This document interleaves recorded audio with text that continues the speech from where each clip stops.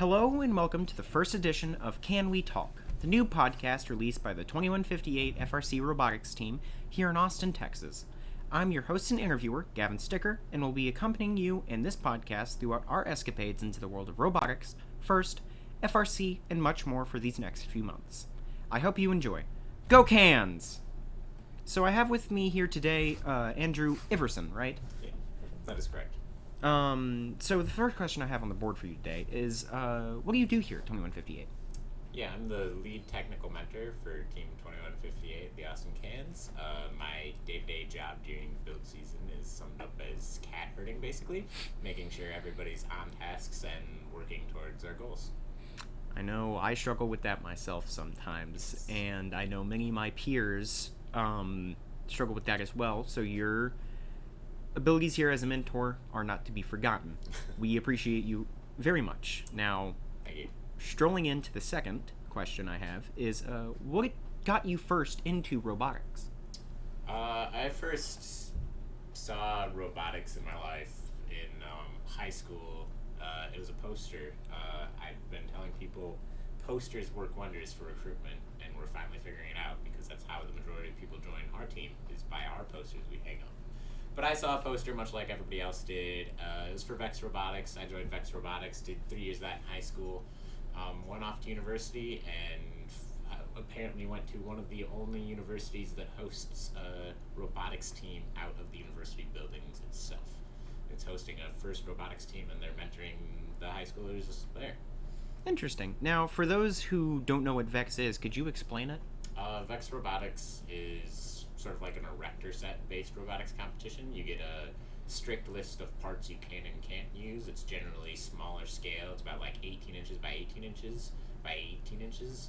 And so you build a robot to complete that game's challenge, and then you compete with it. Very interesting. I myself did not know much about Vex, so that is very enlightening to know. Now, we just talked about how the poster led you into robotics. What specifically got you here to 2158? So I joined 2158 in November of 2019. I had moved to Texas from South Carolina about 2 months earlier. I hadn't originally planned on joining a team right away. I was just going to take a year off and relax. But then that's the fateful year that they released new brushless motors, and that was just really intriguing to me, and I wanted to play with the new fancy toys. So I found the local teams, found the Austin CANS, sent Mr. Renter an email, and that's how I started working here. That was the only thing released that year either in 2019. What would you say COVID affected the robotics experience, if you can? Well, so COVID happened in 2020. Well, it So began in it's- 2019, but it hit in 2020. Right. Yeah. So in like December of 2019, COVID, started to become a thing. I was kind of watching it all the way through as it progressed through the season, keeping an eye on it. I stay up to date with events and stuff like that, so knew it was a thing, knew it was happening, and was hoping for the best. Yeah, kind of hit everyone out of left field at that point. Yeah, I had been prepping the team for the week since we got back from our first event, which was the first event our team has ever won, that I spent the week prepping them, saying, hey, this is the thing that's going on in the world. I don't know what the future holds. I don't know what our season's going to look like, or if we're going to get to continue it. It wasn't, like, I could see the writing on the wall, but I hope we were able to lessen the blow to the people who are competing, the students who are competing that year. Yeah, I think it's kind of a little bit of a beautiful kind of irony that despite maybe our challenges during COVID, we really saw this revival in the world of, not really revival, but this explosion in the world of robotics where, well, we can't go to physical places, so instead we'll have, robots do these things for us, like the drones in China, or the drones really anywhere during that time. And working from home, I think during that time even Boston Dynamics released something. I think I saw a video on it, but anyways, this is all an unrelated note that I just thought of on the fly here. So I did some research myself, of course, for this podcast, and I have learned that you work at Exon Technologies. Is that correct? That is correct. Exon Technologies is a drone startup based out of Philadelphia.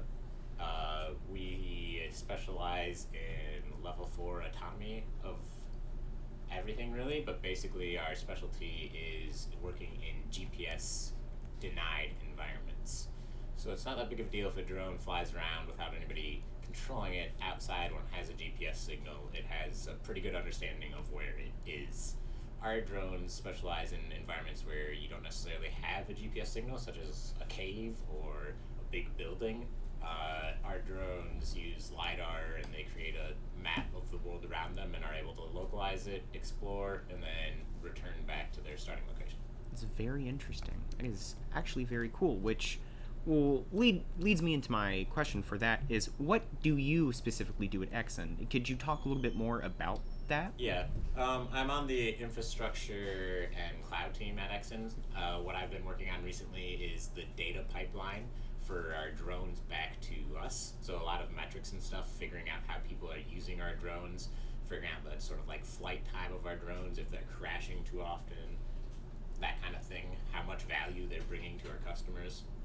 Yeah, kind of doing a I forget the name of it, but it's something that the Air Force actually did back in World War II. They kind of survivorship bias is the thing that I'm thinking of, but it correlates to what I assume that you do, trying to figure out the overall capacity of your drones. Yeah, we're looking into our logs, and each flight takes actually an enormous amount of data.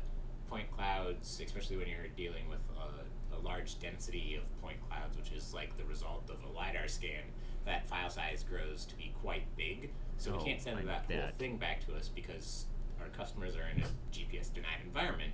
So we have to, parse our logs, figure out the key points of information we're interested in, and send those back, keeping it small because we don't necessarily have a good internet connection to any of our systems, guaranteed. Right. It's very interesting. It's kind of unthought of before. If you bring someone out from 30 years ago and be like, we've developed these robots that can go into unmapped areas that not even this new invention GPS can get a hold of. Yeah, I mean, 30 years ago, a GPS was probably at least a thing for the military. So, yes. So it would have been a concept, and they're like, wait, you can figure out where you are in the world without that? I mean, the drones don't figure out where they are in the world, but they figure out where they are in their environment. Yeah, they don't have a whole map of the world, but they can figure out a map of their environment. Yep. Kind of like a bat, I would say. LiDAR isn't technically like that, but it is something akin. Yeah. So what got you into the career path that you have now at Exxon? So I went to school at University of Wisconsin-Platteville for computer science. I always knew I was going to do something with computers. I was always the person fixing all the computer problems, much to my displeasure. I don't particularly enjoy doing tech support for people, but when you're the computer person, you know how it is. So I knew I was going to go into computers, went for a computer science degree, and then graduated, and I had two different offers. I had been interning at a bank working in information security, and they offered me a full-time position in information security, and then I had another offer from another company offering for software developing. I surprisingly chose the information security role, spent about 6 months doing that before I discovered this was really not what I wanted to do with my life. So then I started pivoting into getting a developer job. And then from there I've worked at two different companies, a manufacturing company out of South Carolina, and then Oceaneering that was here in Austin. Yeah, so what did you previously do at Oceaneering? At Oceaneering, they're a company that sells a lot of services to oil rigs and underwater services. So what that means is the main group that I worked in was responsible for the subsea robotics division. So I specifically worked on our undersea rovers, which are about the size of a car, and they had 6 degrees of freedom, so much like a drone, and could maneuver around in their environment. I worked on the flight and control software for that. I spent a lot of time working on the user interface and making that pleasant for the pilots to use. It actually explains a lot for you being, the leader of our drive team, correct? It helps for sure. I can be a good voice for the drivers to figure out what is usable and isn't usable. Right. And if we ever have a water competition for FRC, you'll be the first one. I'll be ready. Yeah. Yeah, we're prepared for every event possible. Well, our school's not. We don't have a swimming pool, so. Are you sure? The fourth floor. You're right. I'm actually not. I've never been inside the whole school, so. Exactly. What would you consider to be the biggest tool of your job? The biggest tool of my job, I would say, is probably going to surprise you, and it's not going to be what you're thinking of. In school, you're always kind of grilled on memorization of things and knowing how to do something off the cusp. You have tests, you have quizzes, you're expected to be able to recite the information on demand, basically. Well, the biggest tool for my job is being able to find the correct answer eventually. Knowing how to search for information, digest it, and come up with a solution to a problem. Kind of, if at first you don't succeed, try again? A bit like that, yeah. There's definitely tasks where I've failed at something 40 times before I refigure it out, and it doesn't matter to your boss if you failed 40 times, as long as you figure it out eventually and it didn't take too long. If it works, it works. Yeah. How did robotics help you with real-world opportunities? I know that we touched into your career paths, but has it affected you in any other way? Yeah, I've actually been able to use the experiences I've had at robotics, both as a student and mentoring, for all the questions they ask during job interviews. It's very easy to relate robotics to real-world experiences like a job. There's very many overlaps. We're working in tight-knit groups under a tight time pressure as a team. Those are all very marketable skills in the work environment.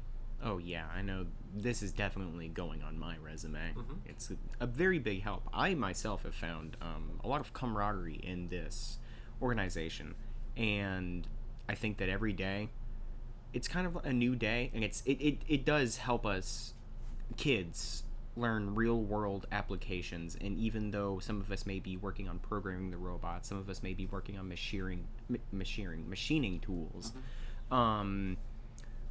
we all get this ability to work together in a team environment that is necessary for the real world these days. Yeah. And that's actually what a lot of the first program kind of like builds itself on too, is teaching the 21st century soft skill to students. Exactly. We are not building robots with kids. We are building kids with robots. Yep. I believe that's one of Dean's favorite quotes. Yes, that has been mocked relentlessly here at 2158 for its somewhat funny delivery, but I think it is a good quote nonetheless.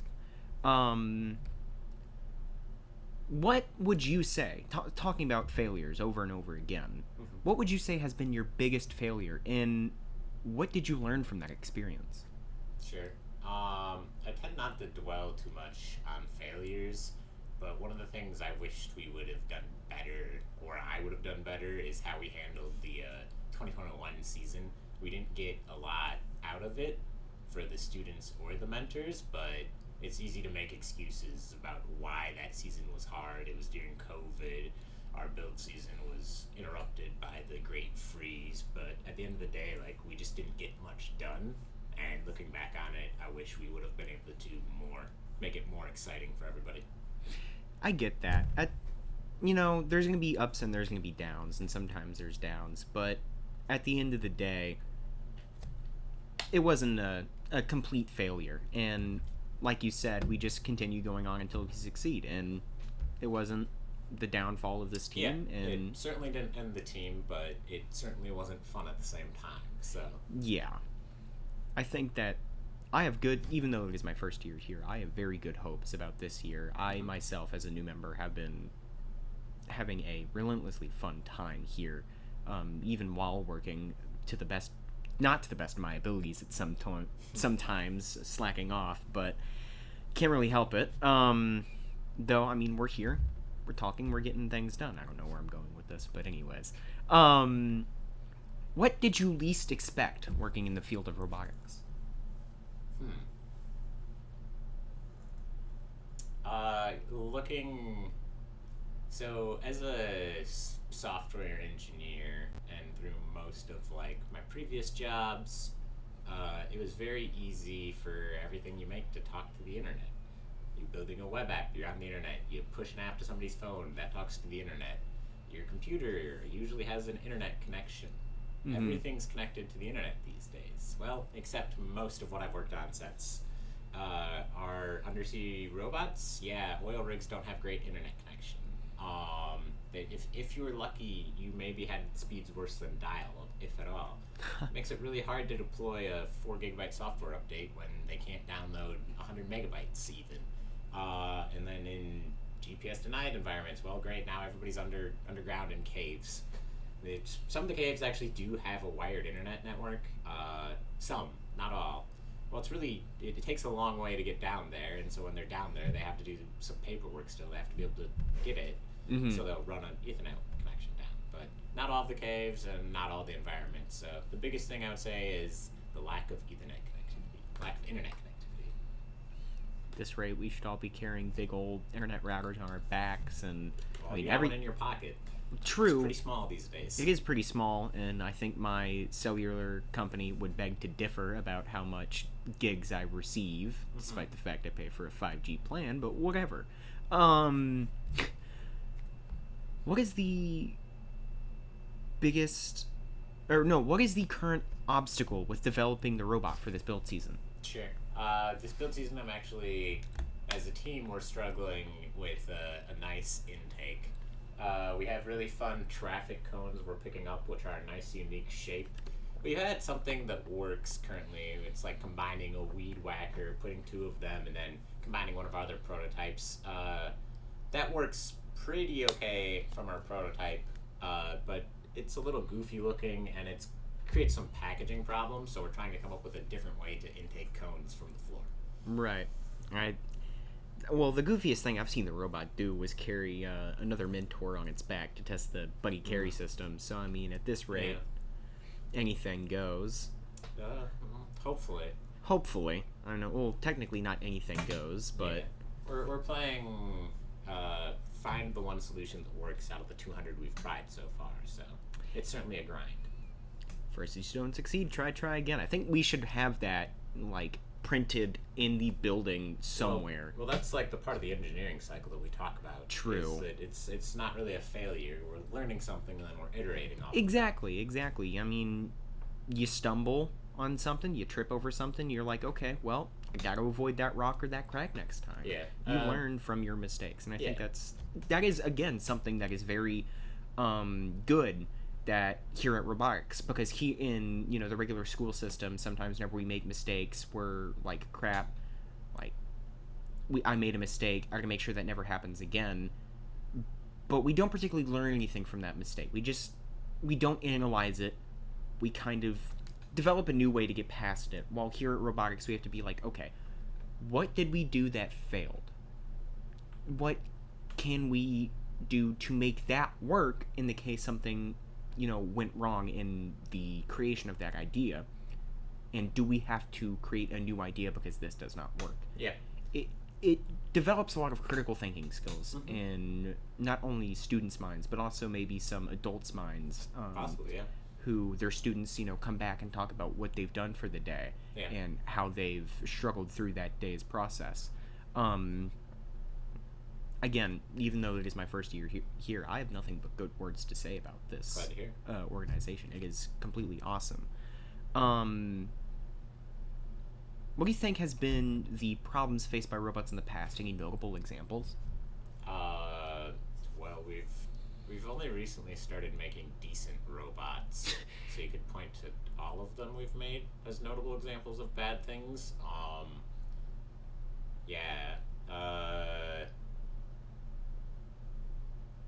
In 2016, not the Austin CANS, I was on Team 171, out of Platteville, Wisconsin.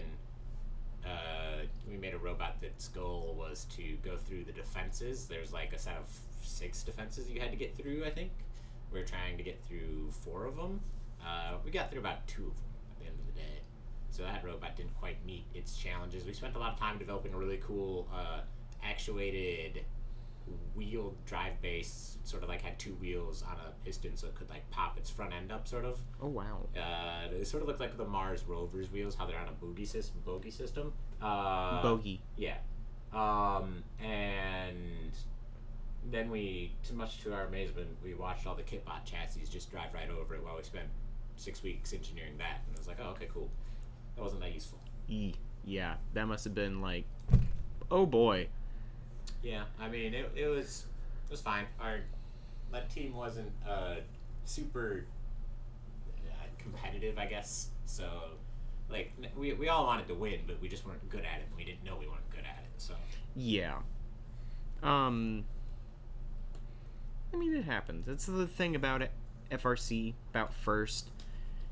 Gracious professionalism is something that is touched on a bunch, and I mean, I guess that doesn't really relate to this thing because they were like, okay, well, we can just get this done easily. But we all have to work together sometimes. I don't know where I'm going with that. Okay. So finally, to wrap things up, if you could be remembered for one thing, this is unrelated to FIRST, FRC, robotics, anything, personal question. If you could be remembered for one thing, what would you like it to be? Well, I guess one of the things that would be interesting would be if people look at engineering and it's not something that they can't do anymore. It's like, oh, I did that. It's not that hard. It's not that scary. So it's not that I would like to be remembered for that, but just knowing that I changed some people's mind on that would be interesting. That is very nice. I mean, I myself, I look at engineering and I'm like, I cannot compete with anything of that. Those people are way more smart than me. But in my time here, I mean, I've kind of figured out that, okay, maybe I could do it. Mm-hmm. It seems like a monumental task to many. It involves a lot of, common sense sometimes, which I lack. But I think that is very nice to bring a new light to these things, especially in anything in STEM. People look at it, especially those not in the current, school system, being like, man, this is a very, hard field science, technology, engineering, and math is at the end. Yes. Even like my parents are like, what is this math that you are learning? This is not the same math. It's like common curricular math, something like that. Yeah.